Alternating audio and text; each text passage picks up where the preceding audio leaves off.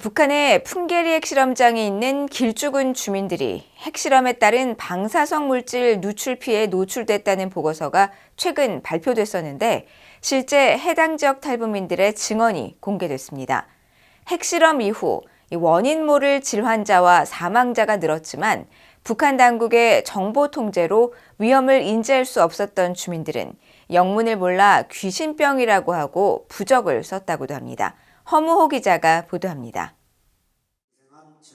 제20회 북한 자유주간 행사의 일환으로 서울에서 열린 북한 핵실험 피해 증언 기자회견장입니다. 2013년 3차 핵실험 때 길주에 살았다는 이영란 씨는 주민들 대부분이 핵실험장인 풍계리 만탑산에서 내려오는 물을 식수로 이용했는데 탈북 후 한국에 입국하고 나서야 핵실험이 인체에 나쁜 영향을 미친다는 사실을 알게 됐다고 증언했습니다.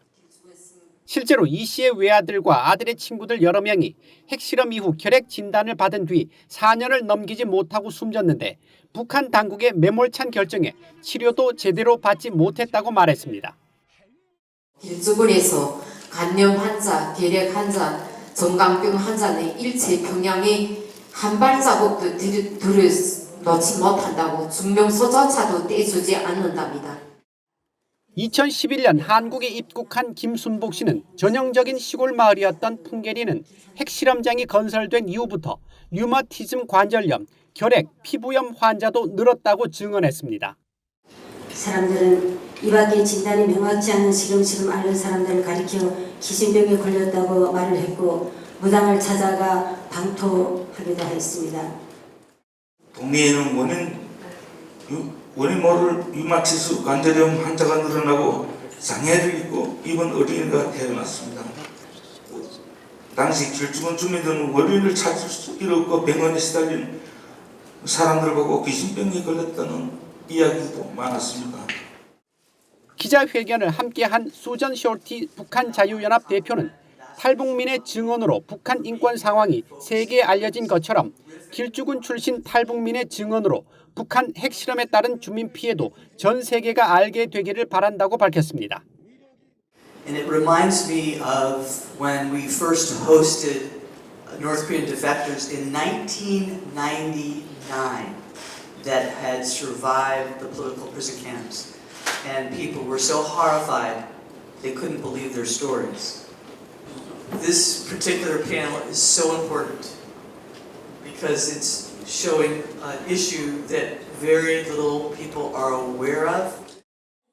이신화 북한인권국제협력 대사는 북한의 핵과 미사일이 주목받고 있지만 방사성 물질 피해 문제는 유례가 없는 북한의 개탄스러운 인권 상황의 대표적인 사례라고 지적했습니다.